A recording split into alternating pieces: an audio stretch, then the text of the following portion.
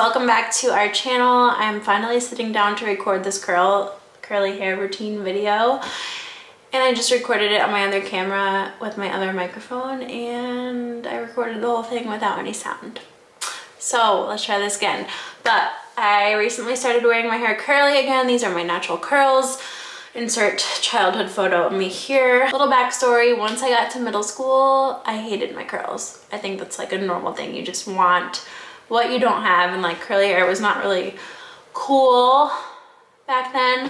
So I straightened it like every day throughout middle school, high school, most of college. I started to embrace them a little bit towards the end of college, but they still weren't like an everyday thing. And they're not really an everyday thing now either, but like really wasn't embracing them, or didn't know how to care for them to the extent that I do now.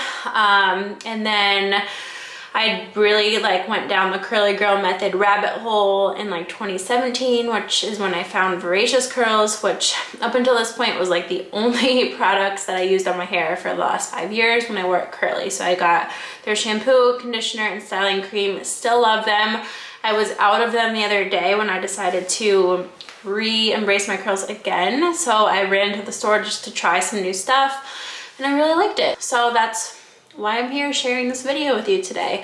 I'll walk you through what I currently do, but keep in mind there are so many different types of curly hair. Like, I had no idea there was like a whole classification list. I'll try to find a Pinterest picture here of like different types of curls. I still don't even know what I have. I feel like I have like a 2B or 2C, maybe it was 2A, I can't remember.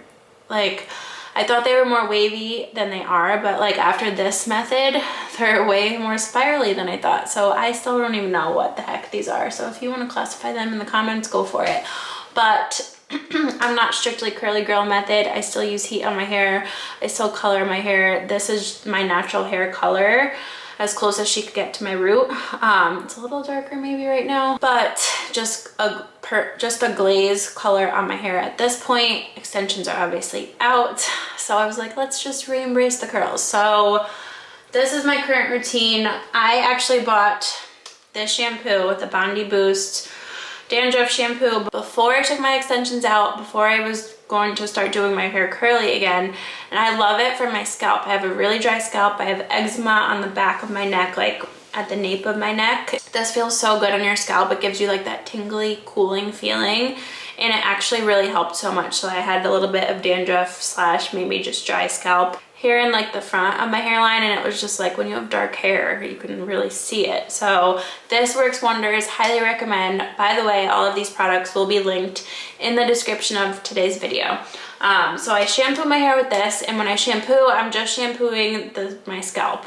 So I'm not pulling it through and shampooing the ends of my hair, which is a mistake I have made probably my whole life. Then I go in and shampoo a second time with the Shea Moisture hibiscus and coconut and hibiscus curl and shine. So I have found that my hair is, I think it's called high porosity, so it likes protein, or maybe it's low porosity, I don't know, whatever the one that likes protein is. This has a silk protein in it, so my hair responded really well to this. So again, I just go into my scalp a second time to condition my scalp with this.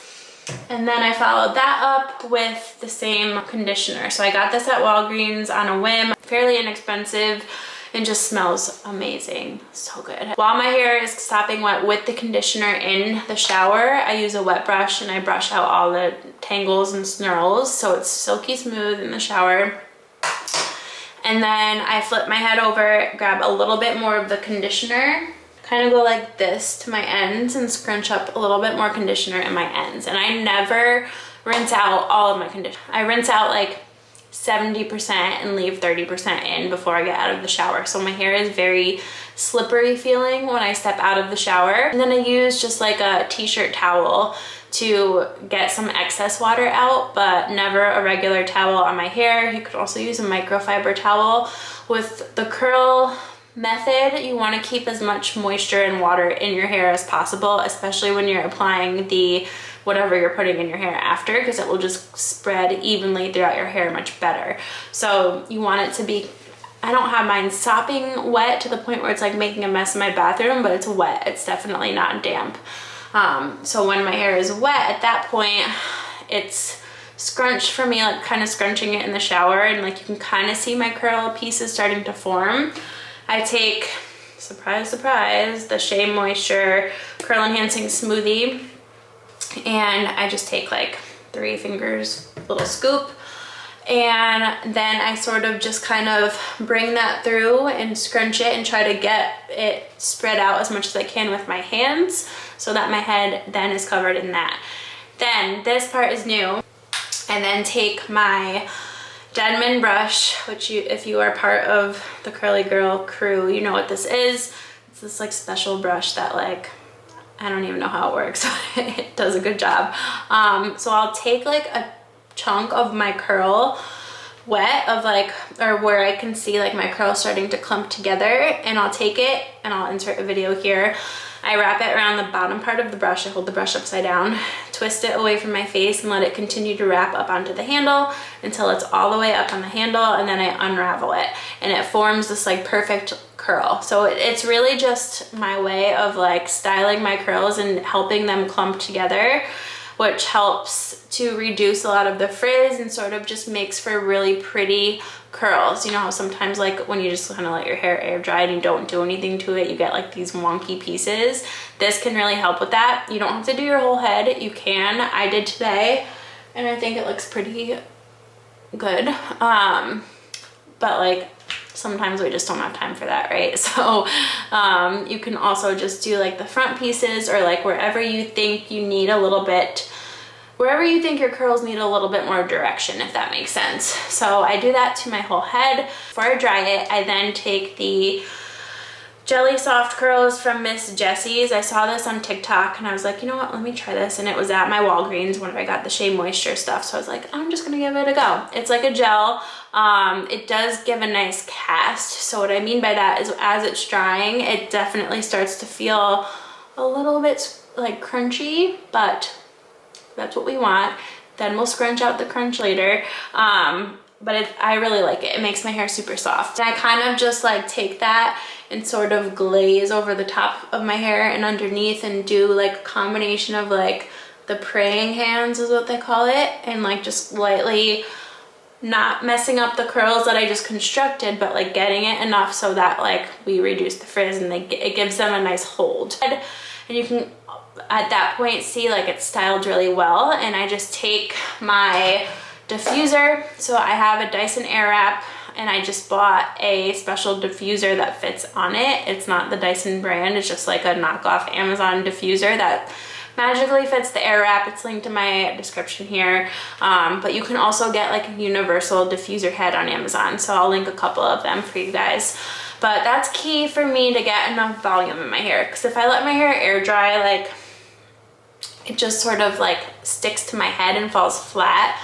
Today's not super high volume because I was rushing, but like if you don't want it to be like sucked to your head or look just super flat and then get poofy at the bottom, like you have to diffuse it.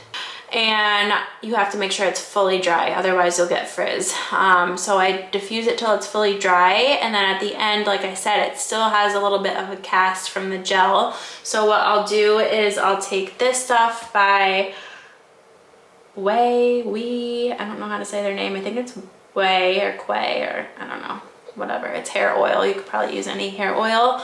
I just take a couple pumps of this, rub it up in my hands, and then go right into my ends and sort of just scrunch out the crunch. So I'm just taking it in my hands, scrunching it up until it gets soft, and then this is the result of all of that today. So I'm really enjoying this little new routine. It feels like it gives me more control over my hair. I know I'm gonna have a good hair day, which isn't always the case when you have curly hair.